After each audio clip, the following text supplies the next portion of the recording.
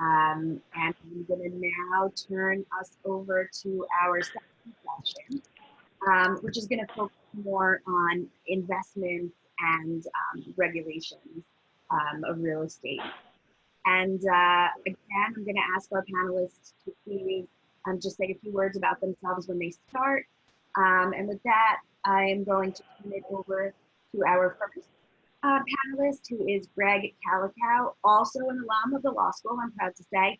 And he's the vice president of the Calico Group and Cal Ed Management Corporation.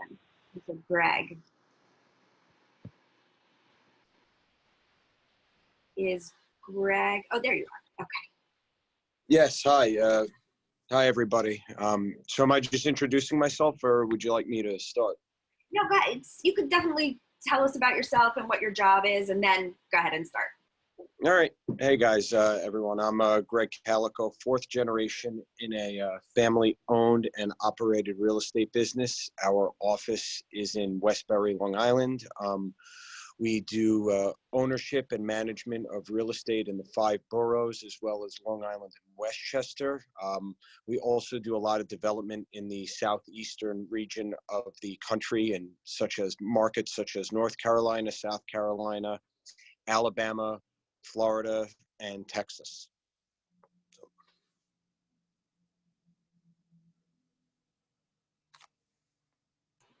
And you can go ahead with your presentation.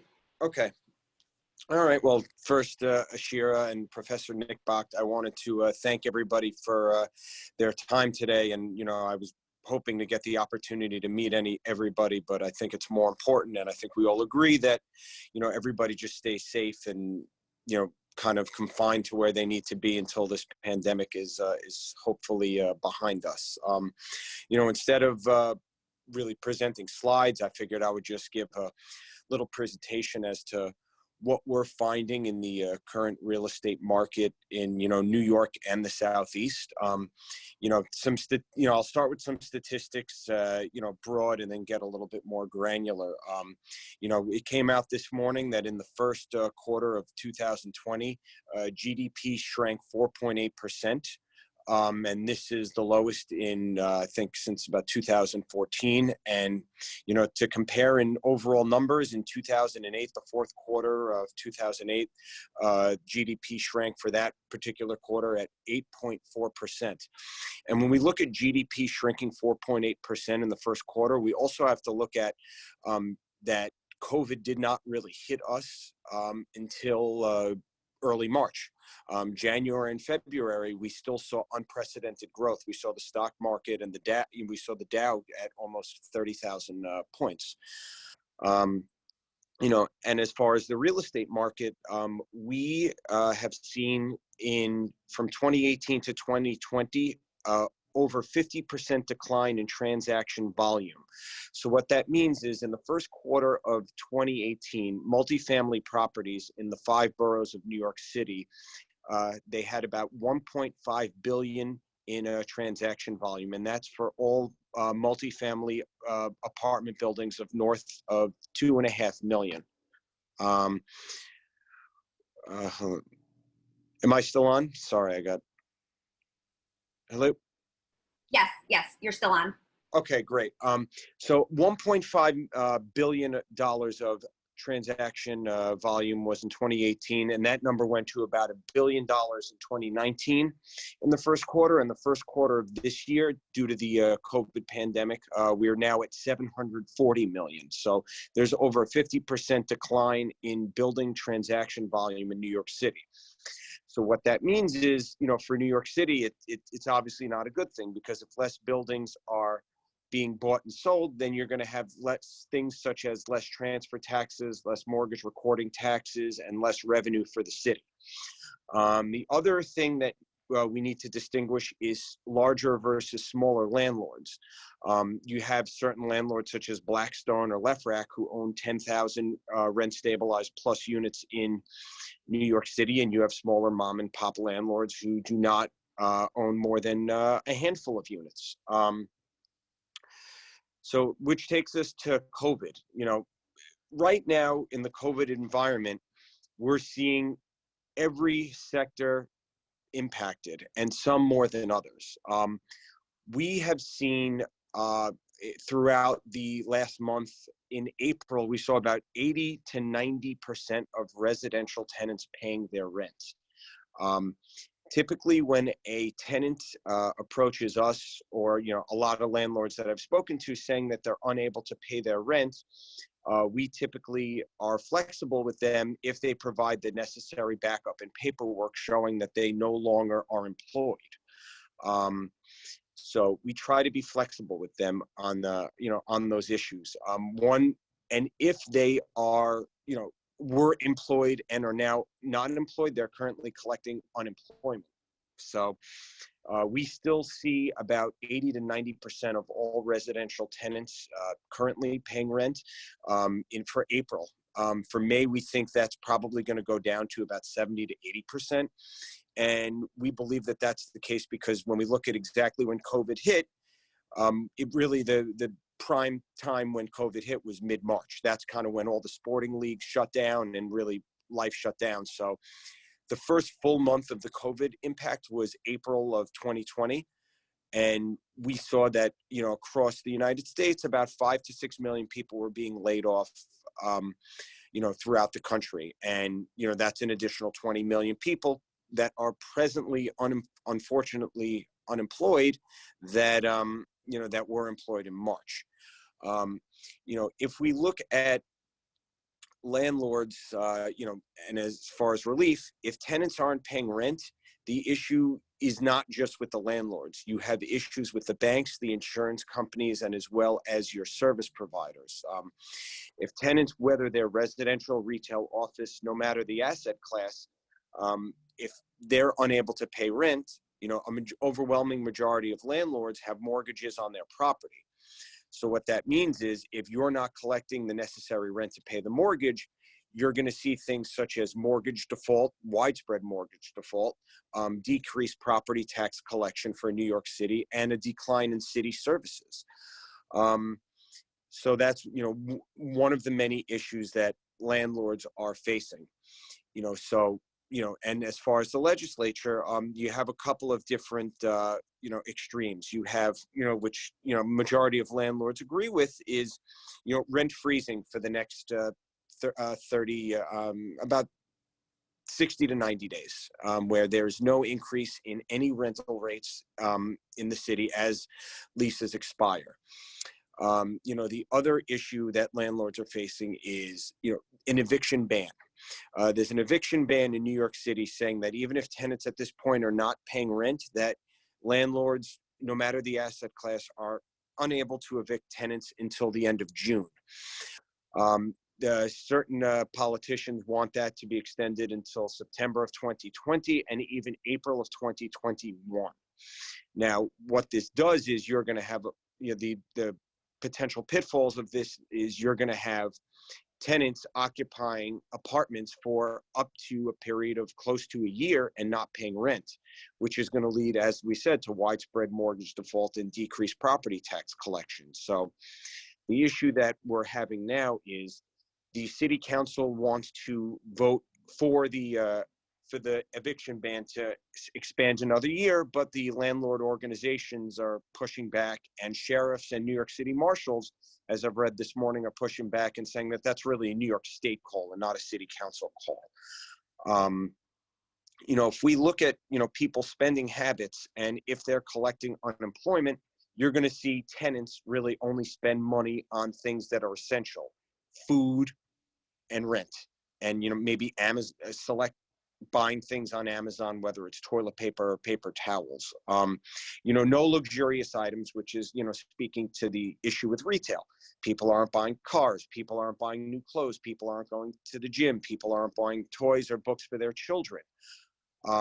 People aren't buying sneakers, whatever it is. So people are really, at this point, really spending money on only essentials to keep them afloat for the next couple of months.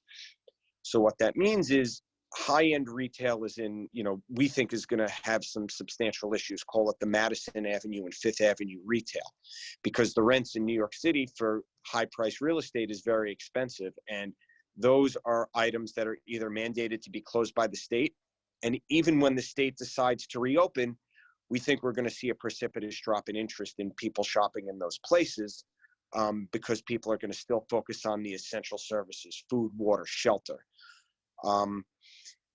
You know, what we've seen on the retail side is only about 30 to 40% of our retail tenants are paying rent.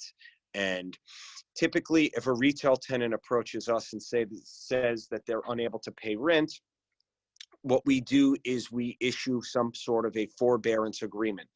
So what we would say to them is, if it's a restaurant or a school or a business that's closed, we will tell them that, you know, we will accept them not paying rent for the next 1 month, 2 months, 3 months, however long the pandemic lasts.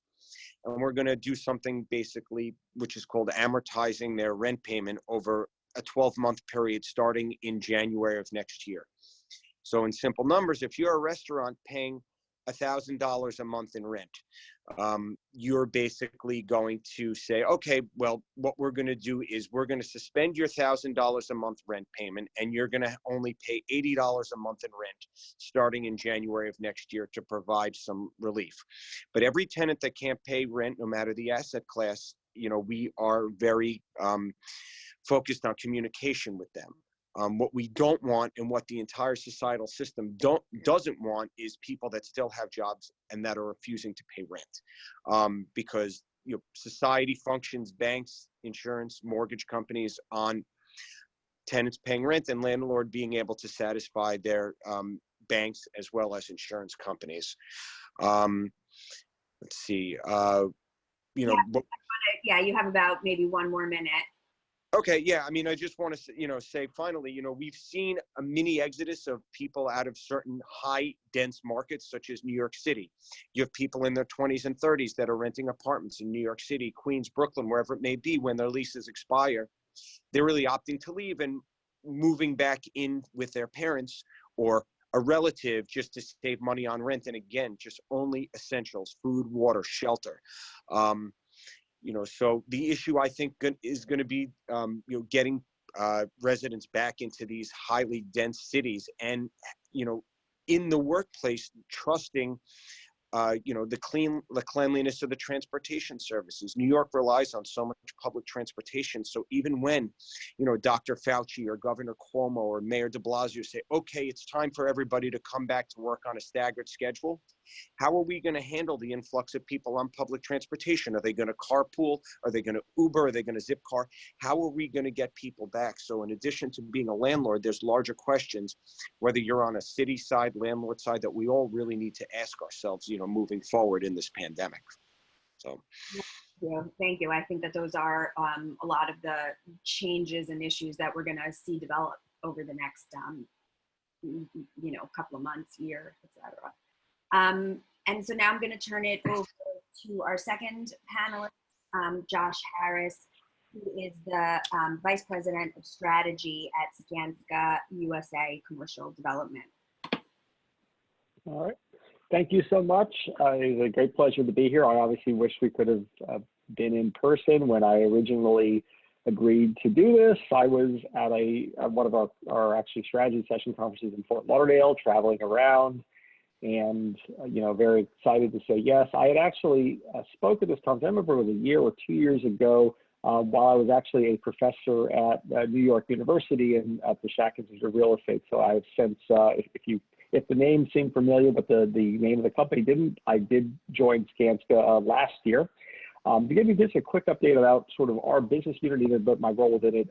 So Skanska, where you probably have heard that name if you're in the New York area, it's a very large construction company focusing on both building and civil construction, part of a large international group headquartered out of Stockholm, Sweden.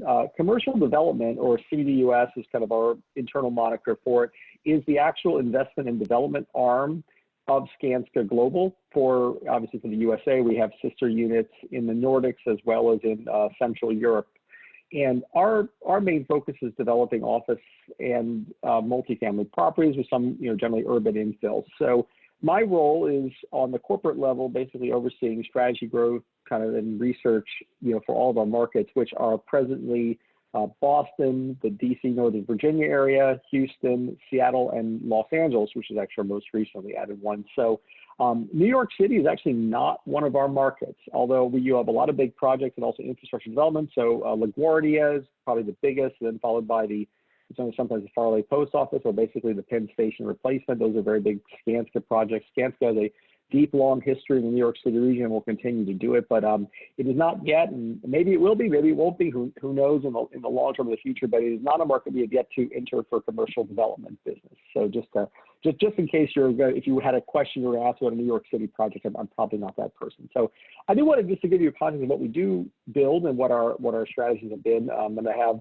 the slides advanced. So the first project, this is 121 Seaport, which was one that we built and sold completed it and sold in 2018. So the Seaport District of Boston was one of the first areas that we really sort of took hold on as a company. And it's kind of an interesting story that I think is actually is more relevant today than it was a few months ago. Was our business unit, commercial development, was started basically as a reaction to the '08 downturn, the global financial crisis. The company basically said, okay, we see that things are changing. They had always had an interest in building in the United States, but it's a very competitive market, as many of you all know. And they saw this as kind of an opportunity. And while they had been doing this in the Nordics and in Europe for a very long time, in fact, I think in the Nordics, they've been engaged in principal development for over 100 years. You know, the U.S. has been a newer market. So the Seaport was kind of one of our first areas we were able to get in at prices that I don't think anyone will ever get back in for a land price. And so this is kind of one of our, an early set of victories. You'll see a couple of properties. So if you want to advance the slide, obviously the Harlow, this is one of our residential properties. Residential was a later addition to Skanska commercial development. We were originally just strictly kind of an office developer, but obviously as market forces changed, we looked at residential and adding it to the portfolio because obviously there was demand and need, and that, obviously this is one of the properties we sold last year. You'll notice on all these slides where there's a distinction about its LEED certification. One of our core beliefs is building sustainable projects. We try to go for the highest level of LEED certification that's within, and not just LEED, but other things, but certainly LEED, which makes sense. So the next one actually was the first towers to actually achieve platinum status under the new guidelines is the Bank of America Tower. This is in downtown Houston. We sold this in the fourth quarter of last year. For those of you who Bank of America relocated their regional headquarters from they had an iconic office a few blocks away. They relocated into our new building. Very interesting common areas. The picture up in that upper, I guess we'll call it left corner, the stair steps. We actually have a very interesting 27,000 square foot retail kind of little, it's basically a retail space. They're very modern with mostly all restaurants in this, but it's part of the underground system. So it's kind of, as we get deeper, but we look to how we can activate spaces. And, I think the placemaking, and actually that picture beneath it is kind of a private rooftop deck. If you see a lot of a project where we're very big about putting tenant amenities, and we kind of are looking for our office buildings that kind of have a better work design flow and give people obviously spaces that are not just their desk, which obviously trends of densification have certainly required. The next one is another one of our multifamily. This is the Seaport. This is actually right next door to the other property that I showed you. Just so we kind of did this whole block, and obviously kind of looking for those kind of urban markets where both office and residential can kind of coexist and sort of give people kind of a live work. Obviously. One of the big themes was obviously to sort of be transit disconnected in the sense that obviously people don't want to own a car, but also, and Boston's one of those markets, and certainly I think there's a lot of come out here. We'll see if this trend changes, but and granted, you have to be able to afford this, and that's not a universal thing, but if you can actually walk or be able to get a very short commute, even in the dense city, we think was excess value for that desire in, and that we think that probably is a trend to stay. So next slide, just real quickly. 2 and U, it's kind of hard to see it in here, but it's the building that's kind of just if you kind of follow the Ferris wheel up, but not the really tall one in the background. It was an infill building we built kind of a little bit on the hill space in Seattle. This is one that we are just finishing, and we're probably planning on we'll be divesting probably before too long.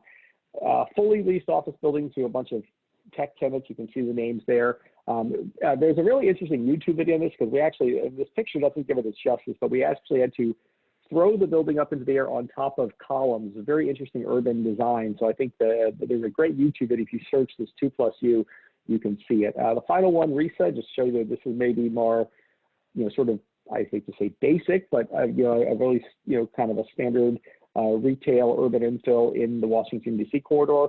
DC has unique challenges, including some of their unique rules about how tenants go. I always talk about the role regulations. So we actually sold this in 2019, completely vacant. And there was, certainly high demand interest by numerous buyers because, it's residential being so hot. So who knows if that kind of a strategy will go. So I just want to give you some overarching comments about the world. My background is really as a real estate economist and researcher. And I got into this world of being a sort of a strategy person, economist, because during the 08 crisis, because I was actually doing boutique real estate investment banking. I saw this isn't going to happen so much longer. So I got an early view. So I started actually in a finance PhD program in August of 08. And then September of 08, Lehman Brothers, all this crash. I ran, I'm really smart. I got out of this, I sort of fled the ship, and I didn't really think the world was going to collapse, but I certainly didn't think our firm was going to survive. And well, it didn't, what I worked for back in 2008. So I think that, in these moments, I want to make just a few points about how to really view the world. And, because we're in the midst of an event, right? Really, it's like a natural disaster that's going on. Obviously, without sort of the physical destruction, but we have the personal and the health destruction. The CEO of our U.S. construction units, Richard Kenny, made a really good point on one of his calls about sort of like, when you're driving, you're taught to kind of grip the wheel at 10 and 2, these sort of two-pronged approaches. And, for us, and what the point is that, one is safety. And this is actually a big thing, very big into the culture of Skanska is care for life and safety. And that, I think everybody, a lot of the companies, if you really look at what most companies I think are doing, I think what you're doing, including in the students who are listening, care about yourself, making sure that you're staying healthy, your family's healthy. Also, that includes mental health, not just obviously avoiding things like COVID. And I think you see a lot of energy. The other hand is commercial management. Obviously, businesses are changing. And I think, obviously, what Gregory just discussed, you're having to make a lot of decisions about how to keep your business active. I mean, we're sort of, having to go back to the drawing board, all the things, just to make sure that we've got our strengths. I'll make the point that long-term mitigation will probably be a lot different, and I hope easier. I can't promise it, but I look in Asia. People wear masks. They've been doing this. They've dealt with pandemics. They do temperature checks at the airports. I think that there's a lot of simple things that long-term we can actually do as a society that will keep us going. So my really final point is, look at what, trends that are probably going to happen anyway, likely get accelerated, like the work from home. People were doing this. These Zoom things, this is not brand new. Online education, which I'm sure every student is now getting to experience, whether you want to or not, that wasn't new. I think trends get accelerated in some ways, but I'd be very cautious to sort of believe that the world has completely reset itself. If I had $1 for every time, well, this is a new normal, this will never happen. Like after 08, people never buy houses again. Well, they did in just a matter of a few years. Real estate home prices reset levels were never supposed to touch for another 10 to 20 years. They did it by 2013, or I think there's even earlier than that. So, I think in these times it's important you got to focus on the today, but I do think that, long term, be a little bit circumspect because mitigation can be a lot simpler if you look at Asia and other places. I just think that that's kind of my word of wisdom. Just be cautious about thinking the entire world has reset itself just yet. We'll see. Thank you. I can turn it back over. A little bit of optimism, which is nice. So now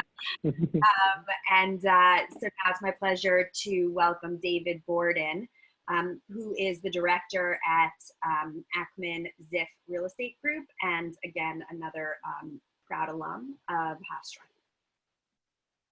Great, thanks for having me. And can everyone hear and see me over there? I can, yep. Okay, fantastic. Well, appreciate being here, and special shout out to Professor Nick Bott, who's been such a close friend and mentor throughout the years. It's unfortunate that we all can't be together right now, but as an alumnus, it's always a pleasure to connect with the Hofstra community in any format. It's just, to me, I feel very blessed to be part of the community, and especially as a real estate professional. Given that we only have 10 minutes, I'm going to move pretty quickly, but don't hesitate to prepare questions for the Q&A session, or especially reach out after the conference. I don't have slides. I want this to be more of a conversation, but I'm going to focus on the debt and equity capital markets. But it's important to keep in mind that, as I think Wade Fitzgerald alluded to earlier, that this is not a normal market environment. So it's important to understand who the players are in the debt and equity capital markets, and how their appetites have changed pre and post-COVID. But there are certain themes that I think everybody should be focusing on, and especially it's important as students who are in school during a time of uncertainty, as I was. I was actually a student during the global financial crisis at Hofstra. This is a health crisis, in my opinion. This is a health crisis that's leading to an economic crisis, but not necessarily a credit crisis. There was a credit crisis in the global financial crisis. So there's a lot of liquidity in the system right now, and that includes both debt and equity liquidity. There's a lot of cash, and that cash is really going to hold values, to provide for certain opportunities that certainly weren't there back in 08, 09. So just to touch briefly on the debt markets, who the players are, and where they were, what they were doing prior to COVID, and what they're actually focusing on now. We'll start with the commercial banks. Many often, believe that they're the most preferred source of debt capital. They're relationship driven. You can address issues and concerns with individuals as opposed to a CMBS servicer, a special servicer, a master servicer. They'll lend on all asset classes, and their preferences depend on bank strategies and appetite, but they have a stomach for development. They obviously lend on stabilized cash flow, transitional assets, and often moderate leverage as low as 50% or perhaps 60-65, but can go higher up the stack, especially for relationships, often to 70 to 75%, depending upon the relationship, credit quality of the asset and project market, et cetera, at pretty efficient pricing. On the downside, they often have stricter underwriting standards, which I think will be incredibly helpful right now. They learned a lot from the global financial crisis, so their standards have been significantly stricter, and they're often risk averse. Sometimes they take a step back off of, we joke when the wind blows, but they'll stretch really only for their relationships. They provide a little bit less leverage in the CMBS market, and they're typically at times often shorter term loans. Let's call it typically 5 or even 7-year money. Some banks do provide 10-year money, but they're not often your go-to source if you want the greatest level of term. We at Ackman Ziff, and I know I skipped that portion only because there's so much information to cover, but I am a director at Ackman Ziff. We represent owners and developers throughout the country on an exclusive basis, both institutions, the funds, Blackstone, Fortress, Rockpoint, Carlyle, DRA, and also the private institutions, not so dissimilar to Greg and his family. We do about 6 to 8 billion of product every year for only 35 active professionals. So we're in the market, we're working on a lot of large projects, and therefore we're speaking to a ton of capital providers. We also have a major institutional equity practice, which is slightly different than others. There are gentlemen from AEW, Abu Dhabi Investment Authority, Kuwaiti Sovereigns, Principal, others who really form somewhat of an investment committee, or as we call an equity committee, to oversee this product. So we're in the market constantly speaking to capital providers. Now, the commercial banks are still lending, but highly selectively. They're focusing on their relationships. They're focusing on cash flow as opposed to development. They're spending a lot of time dealing with borrower issues and also spending a lot of time on the payment protection plan requests. So there are only so much manpower and resources. What many people also don't necessarily realize as they see base rates dropping and think that all-in rates could be really attractive if you could get a bank loan, it's actually spreads are going up right now, and they're somewhat blowing out because the rating agencies are requiring greater equity on balance sheets, and that creates a greater cost of capital for banks, which then get transferred over to the borrowers. So we expect to see, especially now and on a go-forward basis for the next 90 days, rates to actually go up for the banking community. You have the life cos who typically lend on high-quality, stable cash-flowing assets, can provide some of the most attractive rates, albeit at generally lower leverage. They're a great source for incredibly efficient pricing and, most importantly, term. 10 years, 20 years. We've done deals at 30 years, if not greater. Some will get involved in build-to-core development where there's limited risk on the development front. But again, they're relationship-driven. There's also the ability to speak to your lender as opposed to, again, the CMBS market that's been alluded to. Now, in what's going on, really, typical LifeCo analysis incorporates the risk-adjusted return provided by lending on real estate versus purchasing corporate bonds, which are significantly more liquid. So a few weeks ago in the midst of COVID, we saw corporate bond spreads blow out in the 300s over Treasury. So LifeCos sought bond purchases as it didn't make sense for borrowers to pay such high costs for LifeCo money. Not to mention the LifeCos were certainly very nervous. But we've seen bond spreads come in, and therefore we've also seen lenders, life insurance companies, the Prudentials, Northwestern Mutuals of the world, dipping their toes back in, certainly being highly selective and risk averse, but getting into the shallow end, at least right now. CMBS, I know that's been spoken about today. I'm sure we could take a whole day discussing CMBS. Basically, the pooling of mortgages are divided into slices, tranches, based upon risk profile invested in by a myriad of investors upon risk preference. The focus has always been on stabilized assets, commonly access for the greatest amount of leverage at efficient pricing, especially for our borrowers. The term typically is the most efficient paper is 10-year money. There is some 5- and 7-year paper, but doesn't necessarily trade as efficiently. It's been a great marketplace traditionally for hospitality, retail, office, some multi, although there's also government-backed Fannie Freddie. CMBS was highly active prior to COVID. We were doing a number of CMBS financings. Now it's basically shut down for a number of reasons, few reasons. There's been a lack of investor demand. Servicers are inundated with loan modification requests and just were not prepared for this level of inundation, and a variety of other reasons. And so I don't want to spend too much time on CMBS because there's a lot to cover, but there's actually a CMBS deal expected to go off shortly, solely investment grade AAAs, which have been supported by the government through the TALF program. So we'll see what happens there, and if any additional securitizations go off. You have as we mentioned, the Fannie and Freddie product, government created entities to support the housing market and provide efficient pricing and often higher leverage to multifamily owners of stabilized product throughout the country. And these lenders continue to lend given the government support, though pricing's widening, structure is more punitive. We actually just received a quote that had a pretty significant 18-month interest reserve, really just in the event that the multifamily market takes a major hit. And so we've got a keen eye on May 1 and June 1 and seeing what effect that has on unemployment rates, and certainly in the office market and corporate markets, and how that transfers over to the residential community. And then you have the finance companies, debt funds, mortgage REITs, the private capital of the world, which I think it's no secret they've become increasingly prevalent over this cycle in the debt space. Typically more expensive, focused on transitional assets, shorter term, 3 to 5 years, less stringent covenants. Most are currently sidelined right now because they've been relying on warehouse or repo lines from larger banks and subject to margin calls, so they have to provide greater cash infusions to right-size loan-to-value covenants. Others were relying on CLO executions, or for lack of a better phrase, let's just call that floating rate CMBS for now. That game's still on hold. So some are lending, but just taking advantage of the dislocation in the market. On the equity side, I know we only have a few minutes left, but there's a whole host of different types of investors, right? From domestic and foreign funds, both closed-end, open-ended funds, life codes, high net worth, family offices, investment managers backed by an array of capital providers, many more.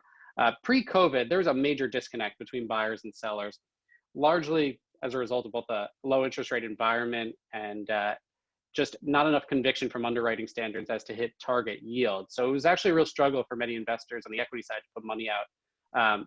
Many had sought opportunities in development to achieve target investment yields, though high land prices, construction costs made it difficult to invest. So they shifted to preferred equity, which is really just subordinate debt, taking less upside, but being at a better basis and taking less risk. But now, as we mentioned, there's hundreds of billions worth of liquidity. Most are sidelined right now because they have no idea what true value is. And there's been greater opportunities in the public markets or CMBS secondary markets that provide greater liquidity, especially a few weeks ago in the REIT space. There's a lot of value proposition. But we've spoken to 100+ investors over the last week, and 85%, if not more, have changed their strategies and are focusing really on distress, not as much development, because they believe they can find yield and cash flow. a few cracks in the hotel and retail market and some note sales, but still pretty early. So a lot of focus is going to be on May and June 1 rent receipts. Really, everyone is making sure they're liquid and prepared to pounce if the market continues to fall and struggle to rebound, providing substantial liquidity. So I think that the focus really should be on keeping an eye on government intervention, keeping an eye on if there are any liquidity constraints in the market. But just one last thing I want to mention, especially in the debt markets as well as equity markets too, is real estate's a hard asset. It takes time. As everybody's mentioned today, it takes multiple participants to exchange hands. Lenders are dealing with not just market-related issues, but really just coordinating appraisals, environmental, engineering, trying to figure out how to get into building for site inspections. There are major logistical issues right now that even if there's a deal that makes sense, there are concerns as to how to ultimately get it over the finish line. So it's a bit of uncertainty, but again, don't underestimate the level of liquidity and how smart people are in the game. Thank you. Another bit of hope and optimism there. So we appreciate that. Absolutely. And so now I'm going to turn it over to our final speaker for this panel, and that's Wes Rudis, who is also an alum and the executive director of Cushman and Wakefield, and has some more insight into, I think, the commercial office space and what we're going to see. Hi, everybody. So, you can hear me? So when listening to everybody's presentations, I was reminded that 25 years ago, before some of you were born, I spoke on a panel that was hosted by Buildings Magazine when they still had actual magazines. And the topic was whether the rise of the internet was going to destroy the need for the urban office market and everybody was going to work from home. And I remember there were a bunch of panelists and they were all saying that, yes, there was no reason to come in and you could do everything online and all the tools. And my argument was, which I'm going to maintain today, with there's no substitution for actual face-to-face discussions, the energy that you get in the office, and really the advantages to seeing someone and being in the same room. I'm not saying that it's not going to change and other functions aren't going to work from home, but this is going to pass like everything else. And I always see a need for the urban office and for people to gather and work together. Originally, before the world changed, I was going to present on some of the major development projects in New York, like Hudson Yards and the World Trade Center. I decided kind of last minute to change course and discuss something I felt was more relevant to the current events. This is information that our leadership discussed, our Cushman Wakefield people discussed with over 10,000 industry professionals on a webinar last week about preparing to return to the workplace. And in thinking about it, much of the information can also be applied to the reopening of colleges and universities, so it's applicable to many of you. These are challenging, unprecedented times for everybody. At Cushman, we've marshaled our global resources and we created a readiness task force to lead the development of best practices, products, and partnerships in order to prepare our clients for post-COVID recovery and the eventual return to the workplace. To date, Cushman has helped move our own employees and those of our clients into more than 800 million square feet of space globally, including nearly 1 million workers into over 1,000 buildings in China. We've recently released a how-to guide for reopening your workplace, and this outlines some of the best practices and has step-by-step protocols for tenants and landlords to use as they begin the transition back to the workplace. The recommended protocols have already been implemented at locations around the world with tremendous success. This is a guide that's available on our website, or if anybody wants, I could send a link if anybody wants a copy. It's a work in progress. We're constantly updating it as new information becomes available from all different sources, including our clients, industry leaders, government authorities, public health organizations, and our 53,000 real estate professionals worldwide. You can advance the slide. You can advance one more time. A key element of the guide, which I'll go through this morning, is our Safe 6 workplace readiness essentials. The Safe 6 are, as you can see, prepare the building, prepare the workforce, control access, create a social distancing plan, reduce touch points and increase cleaning, and communicate for confidence. Advance the slide. In terms of preparing the building, the key focus here is on worker safety. Building preparedness and certain maintenance procedures should be happening right now while the buildings aren't heavily in use. Basic assessments need to be made. There are things that should be going on now. Collaboration is really the key here between the various stakeholders, the landlord, tenant, building manager, security, etc. Instilling a sense of safety to the building occupants is the most important thing here, and responsibilities need to be owned by the landlords, the building managers, and the occupants, depending on what the type of space is. Basic roles and responsibilities need to be defined. Communication protocol should be identified and communicated to tenants. Basic safety is a simple example. PPE needs to be provided. Stations need to be established for distribution of PPE, for hand washing, for hand sanitizer. This needs to be planned in advance because a lot of this equipment's on back order and it's not easy to obtain. We have a basic checklist that's available in our guide that identifies core infrastructure, building maintenance, and other considerations. Advance the slide. Preparing the workforce. This has to be done in phases. It's important to decide who returns to the office and when. Currently, we're experiencing a trial by fire. This helps us determine which roles can be most productive working remotely. Here are a few examples of who should return to work versus staying home. It's not always obvious, and reasons to stay home. Access to people and team leaders is a pro. Access to specific equipment that you don't have at your home office. Access to some of the amenities that are available in your workplace. And a few cons, obviously personal health, obviously high-risk individuals that shouldn't be coming to the office, and very often there's a lack of childcare. It's really important to display empathy for your employees and your colleagues and to be clear and simple with all of your policies and protocols. Remember, this is uncharted territory for everybody. Success depends on adherence to the new protocols. Companies need to consider educating and training their employees virtually before their return, and this should all be reinforced over and over after arrival. Let them know what to expect. How will they be situated? Where do they get supplies? What areas are closed off? Small conference room, kitchens, bathrooms. How do they get their PPE and where do they dispose of it? Advance the slide. Control access. This varies on the type of space and the use as it relates to things like temperature checks and other screenings, distribution of PPE. Much of this is going to be dictated by the local health authorities, and also it's going to differ jurisdiction to jurisdiction. Our approach has been to prepare for multiple scenarios. We need to focus on high traffic areas, entry and exit points, lobbies, elevators, common areas, shipping rooms. A few examples of things to think about. Where it can be done without code issues, reducing the number of entrances. Establishing social distancing guidelines. Perhaps you can mark off 6 feet in certain areas, like at reception desks, similar to you see at every grocery store you go to now. Stagger arrival and departure times. You don't want 100 people waiting to get upstairs in the elevator at 9 a.m. or everybody at 12 p.m. going out at the same time for lunch. Carefully planned stations for things like hand sanitizer with clear and simple signage so people know where to go. Use new technologies where applicable, things like touchless registration or low-touch elevator controls are just a few. Reconfigure furniture layouts that promote gathering, like that series of couches that nobody really sits in the lobby, or maybe putting less chairs in your reception area. Advance the slide.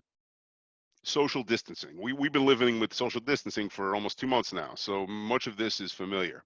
Before we even get to the workplace, we need to consider modes of transportation, traffic patterns, parking. And this obviously varies greatly depending on location, because in New York City, with its public transportation, it's very different than Long Island. So you really need to give thought to how your employees are going to get to the workplace. The workplace is also obviously going to have to be reconfigured to promote social distancing. Things like designating foot traffic patterns, managing people's schedules, temporarily closing small space should all be considered. This can be achieved in a number of ways, including doing simple things like removing chairs from every other or every third cubicle, or roping off the common areas that you want to close, or posting signage to direct traffic flow. Keeping conference room doors open so everybody doesn't have to touch them, and where possible, designating an entrance and an exit, and also marking where people are going to sit in the conference to maintain that 6-foot distance. In some cases, companies are going further and actually redesigning the space with taking steps like installing carpet tile to show what the six foot distance is, or installing shields in between cubicles. Cushman has really been ahead of this. They designed a concept called the 6 foot office that's discussed in our handbook and our website and a lot of other places, and it's gotten a lot of play in the news lately. This shows what a lot of these concepts and redesigns will look like when implemented. Restrooms are a major concern. Much of it depends on the density of the restroom and the configuration, but a few simple things that we're advising people that they can consider is putting hand sanitizer stations inside, immediately inside, and immediately outside the restrooms. This alleviates the concerns of opening the door right after you wash your hands and getting the germs back on your hands. Installing signage encouraging hand washing and reminding people not to touch their face is also a simple thing to do. Advance the slide. Manage touch points and increase cleaning. Supply chain is going to be an issue for these products for some time, so plan ahead. Where possible, leverage large procurement organizations to help obtain the supplies. Management and education are important to enforce the new cleaning protocols. Where possible, employ new technology like low touch screens and low touch fixtures, have disinfectant wipes near things that must be touched, and consider replacing open food containers and they're maybe in your refrigerator with single serve items and beverages. We have much more detailed information about that in the guide. Next slide. Lastly, we're talking about communicate for confidence. The importance of simple, transparent, two-way communication among all parties is essential. You have to establish clear leadership alignment on your reentry strategy prior to returning, so everybody knows what their responsibilities are. And be empathetic and understanding of people's concerns and fears. You know, everybody reacts to this differently. Be sure to set clear expectations for what everybody needs to do and that you expect them to follow the rules. As I've discussed a couple of times, and much more detailed information is available in our guide and our other materials. We continue to update our information and protocols based on our experiences, which are obviously extensive, and through basic trial and error. We're also tailoring a lot of this to the needs of our specific clients and to specific industries. And what we're telling clients is we're here to help. Thank you. That's it. Thank you very much, Wes. And I think your overview ties in really nicely with what all of our panelists have been discussing, this kind of return to the new normal, or what is going to be the new normal. Yep. And so I'm gonna, Andrew, are you unmuting all of our panelists?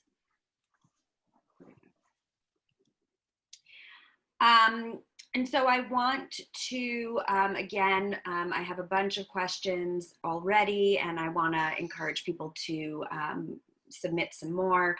I actually want to start with one of the same questions that I asked the previous panel, which is your kind of overall view of how the demand for urban office space is going to change, and whether there'll be a flight of commercial and residential offices and work back to the suburbs, and you know, what kind of impact can that have on real estate investment. And so I will open it up for anyone who wants to respond first. Well, oh, please. Yeah. Oh, Oh, okay. You want me? I'll go first. I will. You know, this is definitely a question that we are obviously acting. Considering directly, because we have urban projects in some of our markets, and we also do have suburban projects in some of the markets as well. You know, I think that, I mean, there was some re-suburbanization trend where you had already sort of call it urban walkable suburbs. Obviously, like the Northern Virginia area where we have projects, that's something that sort of has that mixture of where there's some transit, but you still have drive up, you still sort of have the mixture. I live in Westchester County, actually New Rochelle, so it's kind of, you know, I think that for a lot of people, myself, you know, you're looking at my basement office. So I was set up for work from home because, I mean, I was doing consulting work before I joined Scanta. So, you know, this has been less disruptive to me personally by the nature of my role. I mean, I don't travel. That's been the biggest disruption. In fact, I think that when we go back to travel is more interesting of a question than when we go back to the office. I think that I think we have to work together, and I think that there's value to the cities. I think that urbanization and globalization too are really have been forces that have been really quite anti-fragile over the sort of the eons. I mean, literally hundreds of years. So I'm really averse to try to say that we're just going to sort of de-urbanize or de-globalize, but there will be changes. So I think it's a short-term, long-term question. It is my honest answer, and frankly, you know, it was at Cushman & Wakefield. You know, that 6-foot office, I know that's been shared heavily, and our senior leadership team is discussing a lot of those points. So, you know, I do think that there's going to be a short-term, like, and by short-term, I mean literally like till 2020 is over, or until there's a vaccine or whatever that sort of break point is, where, yeah, I don't know that we're going to want to like cram in together in some. So I think that's definitely, and I think, you know, I was thinking about how there used to be all these posts online about how to have a discussion with your boss about trying to do a work from home arrangement or splitting up your days and trying to get this. And now it's like, they're going to be new guidelines are now to employers, how to talk to your employees about coming back to the office right after this. So I think that some of that trend, I think work from home is, you know, we're going to have infrastructure, but I mean, I have to tell you on this call so far, and I guess the participants can claim otherwise, but has been really good connectivity, but, you know, bandwidth constraint issues, I mean, it's not been seamless. And I think that we're going to want to see each other. And I think as soon as we sort of get over ourselves on this, whatever, be that from a vaccine or just because we realize that maybe more have had it, whatever I don't know the outcome on that, I think we're going to want to see each other. I think there's going to be a bounce back in sort of human interaction in general, certainly in travel, I've done a lot in the travel sector in my kind of prior lives. And I'm just, you know, I just think that we are all going to want to leave our basements and leave our houses and get back to that as soon as we sort of feel safe to do it. And then I don't know, I know I'm going to be traveling. I just don't know when. Yeah. Yeah. So, Yeah.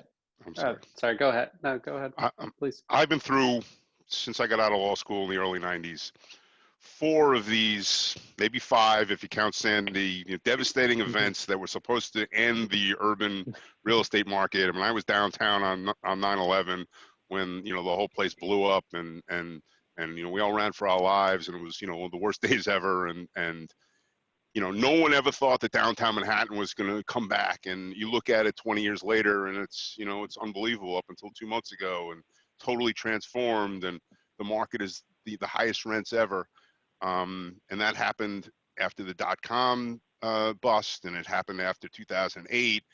And every time something like this happens, there's a change in thinking and a change in planning, but there's always resilience. And I always remember right after, you know, the few months during and after the crisis, everybody was negative and everybody thought this is it. And I heard the same discussions, and things change, and, you know, time, you know, heals all wounds. Not to say that, you know, not to dismiss this event, but I think things are going to be back. And I was listening to the first discussion, and the fellow from NASDAQ was saying some of the things that I'm hearing, which was we're going to change the space. There's a you know, densification has been the buzzword in the whole industry. So everybody went from 250 feet per person to everybody's got 130 feet per person. So we crammed everybody in, and including Cushman & Wakefield, we're tight in cubes, and that was the way. So now, you know, while we're going to maybe take less space and give more people the ability to work from home and work from suburban areas, you're also going to have to spread out. So that's going to require more space. So I can't say I know what's going to happen. I have confidence in the market, and I have confidence that eventually this will work itself out also, and things will be back to the new normal. But I don't see urban office space going away. Yeah. And David, do you have thoughts on it? Yeah, no, I absolutely agree. Look, I think if we found a vaccine tomorrow, everybody would go back to the way things were, and everybody would be back to co-working, and things really wouldn't probably change that much. I just think in general, Americans, if not globally, we have short-term memories. So I think over time, this, at least in my opinion, will be the coronavirus pandemic of 2020. But when it's 2023, you know, some people will not remember it the same way, and everybody again will be focused on bottom line. I think that's the key in terms of deurbanization. Is so many companies are going to be focused on what's the impact to their bottom line, right? And deurbanization is such a cultural shift, and there are startup costs, there are investments, there are components of recruiting that affect what office space you choose and the level of term. So before you make any of those cultural shifts that are not so easy to switch back to and to go back to the urban cores and centers, everybody's going to be sure that they're making the right decision. I think it's going to take a little bit of herd behavior. Nobody's necessarily going to want to be first, but I just don't see it happening so quickly. I think it's a really elongated process, and by the time that process comes to fruition, we might be long past the current pandemic where people just have short-term memories and they say, you know what, I'm looking for efficiently priced, well-located real estate and the ability to attract talent and execute our business plans in the most efficient manner. Yeah, I see that. I'm going to combine two questions that I have gotten. One is about what the commercial and luxury market looked like before COVID. Were we already in a late stage cycle? Had we already overbuilt for the space that we needed? And then related to that, how do you see the construction industry and project development planning work itself out after the COVID-19 pandemic? Yeah, I'm happy to jump in on this one. So the first question, especially as to the luxury market, yes, we were in a down market. I think it's no secret that there was a overbuilding, oversupply, especially of luxury for sale product, especially in New York and in other major markets. We can focus on New York specifically. I think it was only a matter of time before there was implosion of the luxury condo space. Although, and I can tell you firsthand, we're involved in it. There was a lot of just kicking the can down the road with cheap pricing. Interest rates were low. A lot of condo inventory loans from private capital were allowing owners and developers to just kick the can down the road, but it wasn't creating greater demand. All it was just keeping supply on hold. Now that's accelerated to a point where many of these projects can't return. The capital is not going to be there to save them at the leverage levels that they previously were. I think there's actually a great opportunity for those with liquidity to attack some of these projects and perhaps as a white knight, or go after the dead and try and make a play and make sense of it as a rental play as opposed to a for sale play. I think a lot of people are going to be targeting that space. I know that's a little bit different than your second question. So I was just focusing right now on the luxury market. But in terms of construction in general, I think construction will struggle from an investment perspective right now. You're still going to have a number of owners and developers who think who know that they have quality, well-located land and what they perceive to be a good basis, but really need to look into the ability to finance these projects, right? Construction lending is likely going to be more conservative. Let's just call it 50% from the traditional banks. Private capital is not necessarily going to go to 85% or 90% anymore like they previously were, but I don't think we're going to see a major shift in land prices just yet. Construction costs, we're hearing some people are saying they're coming down because more projects have been pulled off the market. Others who, especially in the luxury space, who are relying on Italian marble are having major supply chain issues, and it's increasing pricing right now. So we always look at deals from an untrended return on cost basis to its delta to current market cap rates. Nobody knows what a current market cap rate is. And on the untrended return on cost perspective, the cost isn't necessarily moving in a total perspective, but everybody's going to start sensitizing rents. Then past rents, you have growth rates and exit valuations. And I don't see how anybody is necessarily going to make sense of the top of the capital stack for construction right now. Not until land pricing shifts. Yeah, thank you. One of the things, and we'll see how the long term plays out. And I think obviously, the New York luxury market, especially for the for sale market, it's almost like an art market, right? It's kind of hard to, how many New Yorkers actually can afford a $20 million, 2-bedroom condo or whatever it is? That's a unique market that was always unique, and yeah, it's going to be still unique. I do think that in sort of on a more national or broad basis, one of the interesting things, and there's been a lot of debates about what's happened to commercial prices or what's going to happen. And I think one of the points that I've sort of I guess I'll say I think it's going to be true, and a little bit true. I don't want to say nothing. I don't want to make any definitive statement on this, but there's going to be different properties and different markets are going to experience NOI decline because there's going to be less demand, or tenants won't have the ability to pay, be that in luxury apartment, be it in office, be it in even, retail is kind of the almost obvious one, and maybe even hotels certainly in the short term. So, different projects are going to have it. And I'm reminded back in my '08 post days where I started doing economic writing with this, and that phrase bifurcation. If those of you who lived through the '08 downturn, bifurcation became this big watchword of essentially meaning that there's some properties that are just doing really as well, if not as better than ever, and then some properties that were just sort of felt like they were almost permanently handicapped or at least severely hit. This is the perfect storm for more bifurcation by market, within market, et cetera. So to the development side, there's likely to be something similar. I think that capital availability will impact a lot. And this is one, look, thank our company, we actually self-finance from sort of balance sheet capital. So it makes us kind of unique as a developer. So we're not reliant on loans or sort of outside equity. So we look at this as, well, what happens, in the long term if we're delivering a project that's not going to really deliver to like literally 2025 or 2024 is, what confidence do we have looking forward? And those are sort of the tougher decisions that we have to look. And, if you look historically back over the sort of the 30 years where there's data that's available in markets, you do usually see new supply drop off quickly because like you said, construction loans dry up. But then you find these weird periods in like a couple of years where rents start spiking at 10, even some markets I've seen 20, historical 20% shoot ups in a year. Because there's no supply left. So if the inequality space that exists sort of gets picked up because, the tenants come back a heck of a lot faster than the construction can. So, I think you're going to see that on a very bifurcated, literally sub-market by sub-market, even asset by asset basis. And the final point, and this is something that, when in my professor days, I always try to drill this into students that, and I think that we forget as industry that, cap rates can move quite independently of the space market. I think that you could see where NOIs could fall, but cap rates could also fall for in-place or quality asset NOI because interest rates are low and there's sort of flight to quality.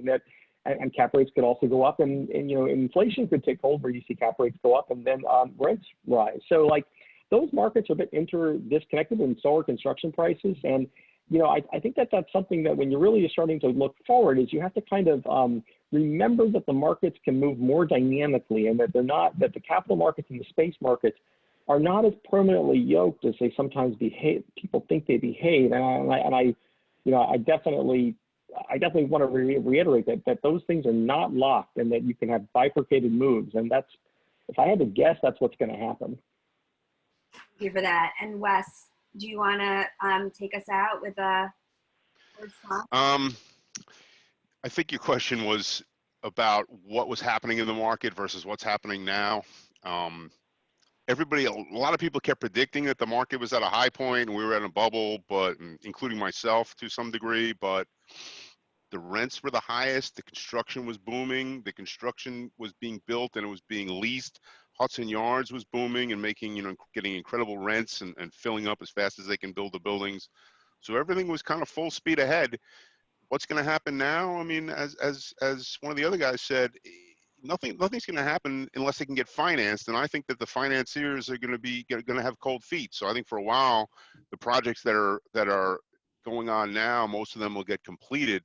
Not all, but I think there's going to be definitely a lull in new construction for a while until confidence is restored. And if, there is a vaccine or a treatment or, we really, everybody's confident that we beat this thing and that could be another, 6-8 months from now, then I think things are going to get back to business as usual because, as my old boss used to say, I think it was New York is a 23-mile island and you can't build any more space and everybody wants to be here. So there's always going to be demand. So. Yeah, thank you. We are out of time, and I really want to thank all of our panelists for some really incredible presentations. I think this was kind of a wonderful and informative event, and I want to thank all of our participants and the people who signed on and have been listening.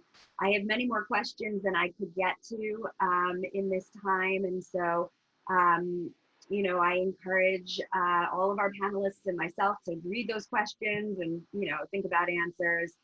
And I also just want to, again, really acknowledge Professor Asan Nikbat, who was the primary motivator and director of this conference, and really did an incredible job putting our panels together and bringing in such amazingly wonderful speakers.